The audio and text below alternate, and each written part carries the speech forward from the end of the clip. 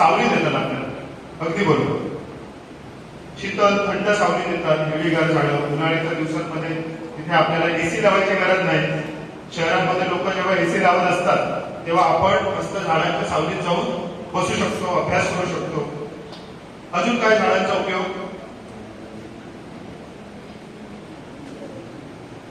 झाडं काय देतात? सगळ्यात जास्त पाऊस कुठे पडतो भारतात? कोकणात. कुठे? तो कशामुळे पडतो? झाडांमुळे. बरोबर. झाडं आपल्यासाठी पाऊस अडवतात, डोंगर आपल्याकडे आहेत. अजून काय झाडांचा उपयोग?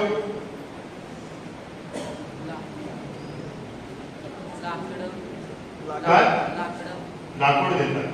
खूप महत्वाची गोष्ट आहे की झाडं आपल्याला लाकूड देतात. आता तुम्ही ज्या बेंचवरती बसलाय तो बेंच सुद्धा लाकडी आहे ना, तर ही लाकडी बेंच किंवा पूर्वी आपल्याकडे जी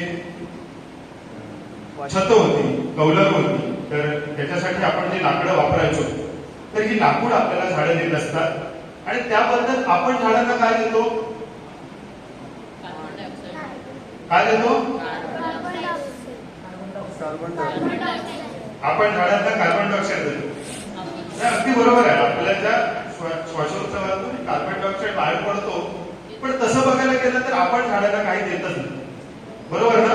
माती झाडांना अन्न देते, म्हणजे मातीतून झाडं पाणी शोषून घेतात. सूर्यप्रकाशातून झाडं अन्न तयार करतात. झाडांना नैसर्गिक ऑक्सिजन देतो, निसर्गच जगवतो आणि शुद्ध रुपयामध्ये झाडं तुम्हाला सगळं देतात. बरोबर. उगाच काहीतरी पाणी देतात म्हणून सांगू नको. आपण झाडांना पाणी देत नाही, निसर्गच झाडांना पाणी देतो. कोकणात 6 महिने, आता 8 महिने पाऊस पडतो, पण कोकणातल्या झाडांना निसर्ग पाऊस देतो. आपण फक्त आपण लावलेल्या झाडांना पाणी देतो. निसर्गातल्या झाडांना आपण पाणी देतो का? नाही देत, तरी ते उंच वाढत असतात. मग ही झाडं तोडण्याचा आपल्याला अधिकार आहे का? आपल्याला अधिकार नाही. मग मला सांगा, झाडं जर आपल्याला पाणी देत आहेत, झाडं जर आपल्याला लाकूड देत आहेत, फळं देत आहेत, सावली देत आहेत, अन्न देत आहेत, मग झाडं कोण आहेत? झाडं देव आहेत. कोण आहेत? झाडं देव आहेत. बरोबर ना? कारण एवढं सुद्धा देवच देऊ शकतो फुकटमध्ये, अजून कोणीच देऊ शकत नाही. बरोबर. मी बरोबर बोलतोय ना? तर मग झाडांमधला देव आपल्याला कळायला हवा. आणि झाडांमधला देव हा आपल्या पूर्वजांना, आपल्या जुन्या काळच्या माणसांना माहिती होता, म्हणून त्यांनी आपल्या देवराया जपल्या. तुम्ही आता इथे जवळ गेलं, चिखली म्हणून गाव, बरोबर, तर त्या चिखली गावामध्ये एक देवराई आहे. तिकडे तुम्ही फिरून या एकदा घरातल्यांबरोबर, आणि तिथली झाडं काय आहेत, ती कसली झाडं आहेत याची माहिती घ्या. ती झाडं वर्षभर हिरवीगार असतात. बरोबर. तिकडे नेहमी तुम्ही कधी उन्हाळ्यात जरी गेलात, भर उन्हात, तरी सुद्धा तिकडे तुम्हाला सावली मिळते. तर ती सुरंगी नावाची झाडं आहेत. त्याला वसंत ऋतूमध्ये फुलं येतात आणि त्याचा एक वेगळा सुगंध असतो. तर झाडं अजून काय देतात माहिती आहे का? सुगंध देतात. काय देतात? सुगंध देतात. झाडांना फुलं येतात तेव्हा त्यांचा जो सुगंध असतो, त्या सुगंधाकडे कोण आकर्षित होतात? मधमाशा. कोण? हा मधमाशा काय करतात? परागीभवनाचं काम करतात आणि म्हणूनच झाडांना फळं घालणं. हे आपण विज्ञानात शिकतोय. बरोबर ना? पण ते विज्ञानात शिकण्याच्या गोष्टी जोपर्यंत आपण खऱ्या आयुष्यात निरीक्षण करत नाही, तोपर्यंत त्या पुस्तकात राहतात. आणि कोकणात राहणाऱ्या मुलांना सगळ्यात महत्वाची गोष्ट जर का अनुभवायला मिळत असेल, तर त्यांना हे निसर्ग चित्र अनुभवायला मिळतं, जे मुंबईत राहणाऱ्या मुलांना अनुभवायला मिळत नाही. आपण फक्त पुस्तकात वाचतो, समुद्राच्या पाण्याची वाफ होते, त्या समुद्राच्या पाण्याची झालेली वाफ मान्सूनचे वारे सह्याद्रीपर्यंत घेऊन येतात, डोंगर ती वाफ अडवतात आणि मग नंतर ढगांचा गडगडाट होतो, पाऊस पडतो, ते पाऊस पुन्हा एकदा नद्यांवाटे समुद्राला जातं, पुन्हा समुद्र भरतो, पुन्हा ते चक्र चालू राहतं. हे निसर्ग चक्र. बरोबर. आता हे निसर्ग चक्र तुमच्या आजूबाजूला घडत असतं, पण ह्या निसर्ग चक्रामध्ये एक जो असतो तो म्हणजे माणूस, जो की ह्या निसर्ग चक्राबरोबर स्वतःचं जीवन घडवत असतो. म्हणून कोकणातला माणूस जेव्हा पाऊस येतो तेव्हा पेरणी करायला घेतो, जेव्हा पाऊस वाढतो तेव्हा चिखल करायला घेतो, चिखल केल्यानंतर त्याच्यात भात लावणी करतो, आणि जेव्हा पाऊस जातो आणि ऑक्टोबर मध्ये पुन्हा एकदा ऊन पडायला लागतं तेव्हा आपण कापणी करतो. म्हणजे ह्या संपूर्ण निसर्ग चक्रामध्ये आपलं जे काही माणसाचं जे चक्र आहे त्याला म्हणतात जीवन चक्र. माणसाचं निसर्ग चक्रासोबत असलेलं नातं हे म्हणजे कोकण आहे. आणि हे कोकणातली माणसं आपले पूर्वज आजपर्यंत जगत आलेले आहेत. पण आपण हे निसर्ग चक्र तोडून कुठेतरी शहराच्या मरण चक्रामध्ये जात आहोत. शहरांमध्ये जगलं जातं ते मरण चक्र आहे, कारण तिथली लोक लवकर मरतात. तुम्हाला मी सांगतो किती खरं आहे, लवकर का मरतात नाही तर गोळ्या घेऊन उशिरापर्यंत जगायचा प्रयत्न करतात. ती जगत नाही, ती जगण्याचा प्रयत्न करत असतात. आणि गावात माणसं काय करतात, जगत असतात. तुमचे जर तुम्ही घरात जर तुम्ही विचारला तुमचे आजी आजोबा किती वर्ष निरोगी आयुष्य जगले, 90 वर्ष जगले, 80 वर्ष जगले, कुठल्याही प्रकारची गोळी खाल्ली नाही, कुठल्याही प्रकारची औषधं घेतली नाही आणि अगदी बिनधास्तपणे अगदी नैसर्गिक जेवण जेवून त्यांनी स्वतः मेहनत करून पिकवलेलं अन्न खाऊन ते जगले, ह्याला म्हणतात जीवनचक्र. आणि हे जीवनचक्र आपल्याला गावात राहून समजून घ्यायला. माझ्या गावामध्ये खूप मोठ्या इमारती नाही, माझ्या गावामध्ये मॉल्स नाही, माझ्या गावामध्ये लोकलची ट्रेन नाही, पण माझ्या गावामध्ये आहे ते शहरांमध्ये नाही. माझ्या गावामध्ये आहे ते जीवन आहे, ते सुंदर आहे, ते शाश्वत आहे आणि ते हजारो वर्ष चालत आलेलं आहे आणि ते पुढचे हजारो वर्ष जर चालत राहायला हवं. आणि तुमचीही मुलं जर या गावात असेच शाळेत येऊन अशीच जर छान पद्धतीने जर शिकत राहायला हवी तर आपल्याला ते गाव जगायला लागेल आणि जपायला लागेल. पटतंय ना मी काय बोलतो ते? तर हे सगळं जे काही आहे ते जीवन जे आहे ते जीवन आपण समजून घ्यायला पाहिजे. तुमच्यामध्ये जे विद्यार्थी आज तुम्ही जे काही शिकता आहात शाळेमध्ये, त्यांनी तुमच्या ह्या शिक्षणाबरोबरच गावामध्ये जे काही आहे त्या जगण्याला या शिक्षणाशी कसं आपण कनेक्ट करू शकतो, कशा पद्धतीने त्याला आपण या शिक्षणातून एका वेगळ्या दृष्टीने बघू शकतो, हे बघणं खूप गरजेचं आहे. मी इंजिनियर झालो, मी डॉक्टर झालो, मी अमुक वकील झालो आणि त्यानंतर मी शहरांमध्ये नोकरी करायला लागलो, पण मग माझं गाव मागे राहील.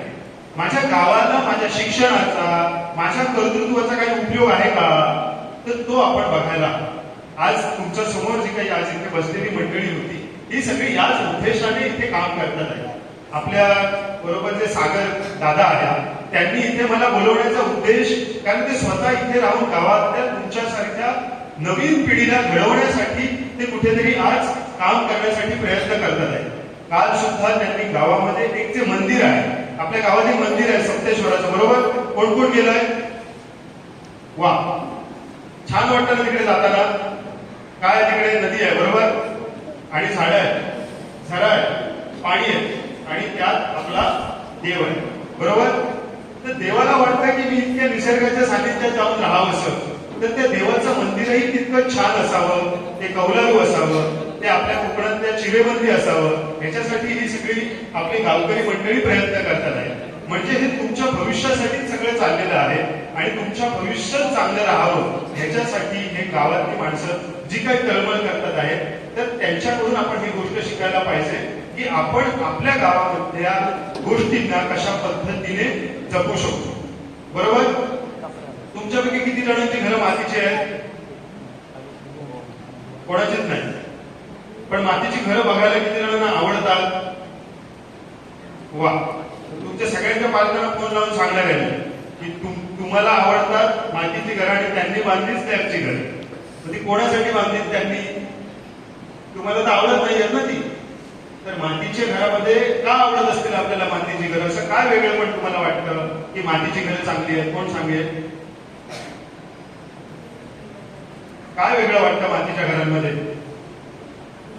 मातीच्या कौलारू घरांमध्ये जरा थंड वाटतं ना. बाहेर जेव्हा खूप गरमी असते तेव्हा आतमध्ये छान थंडगार वाटतं. जेव्हा बाहेर खूप पाऊस पडतो तेव्हा जरा आतमध्ये उबदार वाटतं, बरोबर? आणि छान कौलारू. ते आता व्हिडिओ बघताय ना तुम्ही सगळेजण, दाखवतात रील, हा, तर त्याच्यामध्ये जे बघताय ते आपलं कोकणातलं जगणं जे आहे ते जगायला पाहिजे. फक्त बघून त्याचे व्हिडिओ लाईक करून आणि तसले ते व्हिडिओज करून त्याचा काही फायदा नाही. ते आपण जगायला पाहिजे, ते टिकवण्यासाठी प्रयत्न करायला पाहिजे. इथून पुढे 10, 20, 30 वर्षांनी व्हिडिओ राहणार नाही, पण आपलं जगणं राहायला पाहिजे. तर ते जगणं जर राहायला पाहिजे तर ते आपल्यालाच जपायला लागेल. बाहेरची माणसं येऊन ते जगणं टिकवणार नाहीत.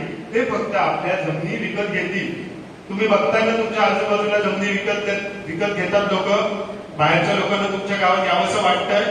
मग ते जर आपल्याला टिकवायचं असेल तर आपल्याला आपल्या गावातल्याच लोकांना घेऊन इथे जगायला हवं. मी बोलतोय ते कळतंय सगळ्यांना. तर आपल्या ह्या गावामध्ये जेव्हा तुम्ही फिराल यापुढे, तेव्हा तुम्ही या सगळ्या गोष्टींचं निरीक्षण करा. काय काय बघणार तुम्ही? गावामध्ये उंच झाडं, मोठी झाडं किती आहेत, गावात नदी कोणती आहे, ती नदीचा उगम कुठे होतो, त्या नदीच्या उगमाकडे कोणती झाडं आहेत, तिच्या काठावरती कोणती झाडं आहेत, गावामध्ये कोणत्या कोणत्या प्रकारची शेती होते. बरोबर? आता भात शेती होते, भात शेतीचं नुकसान झालं आपल्याकडे, पण असं म्हणून भात शेती सोडून चालणार नाही, नाहीतर आपण खाणार काय? बरोबर ना? पैसे देऊन तुमच्याकडचा भात विकत घेता येत नाही. तर तो बाहेरचा भात असतो तो शरीराला चांगला नसतो. आपल्याकडचाच भात आपल्याकडच्या शरीराला चांगला असतो. तर त्याच्याबरोबरच तुम्ही शेती काय आहे त्याचं निरीक्षण करा. जुनी मंदिरांचं निरीक्षण करा. मातीची घरं कोणाची आहेत त्यांच्या घरामध्ये जा. त्या आजी आजोबांना भेटा, त्या जुन्या माणसांना भेटा. आणि हे जे काही आपल्या आजूबाजूला जे काही जीवन आहे ते जीवन समजून घेण्याचा प्रयत्न करा. हे जीवन आहे, हे खरं जीवन आहे. शिक्षणाने माणूस समृद्ध होतो, ज्ञानाने समृद्ध होतो. पण त्या ज्ञानाचा, त्या शिक्षणाचा आपण जर गावाच्या जगण्यात उपयोग करून घेतला तर आपलं जीवन अधिक समृद्ध होईल. कारण भविष्यामध्ये तुमचं भविष्य खरंच चांगलं आहे की तुम्हाला आज तुम्ही कोकणासारख्या ठिकाणी राहता, ज्या ठिकाणी आज जगभरातले पर्यटक यायला बघतात आहेत, जगभरातली माणसं आज इकडे यायला बघतात आहेत. कारण इथे पाणी आहे, निसर्ग आहे. आणि हा जो काही निसर्ग आपला आहे, आपलं जे गाव आहे ते आपल्याला जपायचं आहे, टिकवायचं आहे. तर त्याच्यासाठी तुम्हा सगळ्यांनी मिळून आता हा जे काही तुम्ही शाळेमध्ये शिकता त्या सगळ्याचा उपयोग तुम्ही करून घ्यायला हवा. पटतंय ना? तर मी बराच वेळ तुमच्याशी बोललोय आणि एक विषय आहे ज्याच्यावरती माझे मित्र मल्हार दादा तुमच्याशी बोलणार आहे. मल्हार आपल्या जवळ इथे एक निर्वाळ म्हणून गाव आहे. माहिती आहे तुम्हाला? चिपळूणच्या दिशेने जाताना एक निर्वाळ म्हणून गाव लागतं. मस्त डोंगरांमध्ये ते गाव आहे.